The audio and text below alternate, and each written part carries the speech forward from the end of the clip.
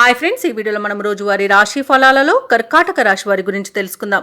అంతకన్నా ముందు చిన్న రిక్వెస్ట్ ఫ్రెండ్స్, ఈ వీడియో మొదటగా చూస్తున్నట్లయితే లైక్ చేయండి, షేర్ చేయండి, అలాగే సబ్స్క్రైబ్ చేయడం అసలు మర్చిపోవద్దు. మీ యొక్క సపోర్ట్ నాకు ఎంతో అవసరం.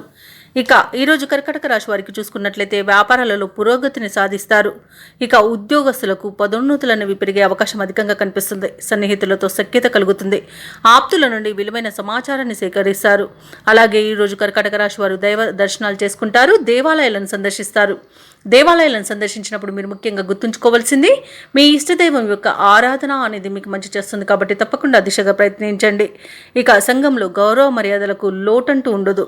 ఇక నూతన వస్త్ర ఆభరణాలను కొనుగోలు చేస్తారు. ఇక కర్కాటక రాశి వారికి ఈరోజు మంచి అదృష్ట యోగం అనేది ఉంది. వివాహ ప్రయత్నం చేస్తున్న వారికి శుభవార్తలు అందుతాయి. అలాగే ప్రయాణాలు ఎవరైతే చేస్తున్నారో ఆ ప్రయాణాల వల్ల లబ్ధిని పొందుతారు. సంపూర్ణమైన ఆరోగ్యం సంప్రాప్తిస్తుంది. కుటుంబ పెద్దల ఆరోగ్య విషయంలో కూడా శుభవార్తలు అనేవి అందుతాయి. షేర్ మార్కెట్లో ఎవరైతే పెట్టుబడులు పెడుతున్నారో వారు మంచి లాభాలను అందుకుంటారు. వ్యవసాయదారులకు పంట లాభం అనేది కనబడుతుంది. అలాగే ఈరోజు కర్కాటక రాశి వారికి ఆర్థిక ప్రయోజనాలు అత్యధికంగా లభించే అవకాశం అయితే కనిపిస్తుంది. ఇచ్చిన మాటను నిలబెట్టుకునేంత మంచి రోజుగా చెప్పవచ్చు.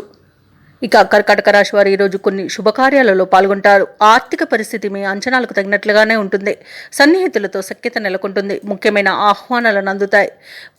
వ్యవహారాలు మీకు అనుకున్న విధంగా పూర్తి చేస్తారు. అలాగే వ్యాపార వాణిజ్యవేత్తలు ఎవరైతే ఉన్నారో వారు వ్యాపార లావాదేవీలలో ఊపందుకోవడం వలన మంచి లాభాలను అందుకుంటారు. ప్రభుత్వ ఉద్యోగస్తులు ఎవరైతే ఉన్నారో వారికి సంతోషకరమైన విషయాలు తెలుస్తాయి. రాజకీయవేత్తలు, చిత్ర పరిశ్రమ వారి యొక్క నిరీక్షణ ఫలిస్తుంది. ఈరోజు ముఖ్యంగా విద్యార్థుల ఫలితాలు ఉత్సాహాన్ని ఇస్తాయి. మహిళలకు కుటుంబంలో చికాకులు తొలగిపోతాయి. ఇక కర్కాటక రాశి వారికి అదృష్ట రంగు ఎరుపు, ప్రతికూలమైన రంగు తెలుపు, అదృష్ట సంఖ్య 5. ఈరోజు కర్కాటక రాశి వారు ఆంజనేయ దండకాన్ని పఠించడం వలన మంచి శుభ ఫలితాలను పొందుతారు. అలాగే పనులలో వచ్చే ఆటంకాలని తొలగించుకోగలుగుతారు.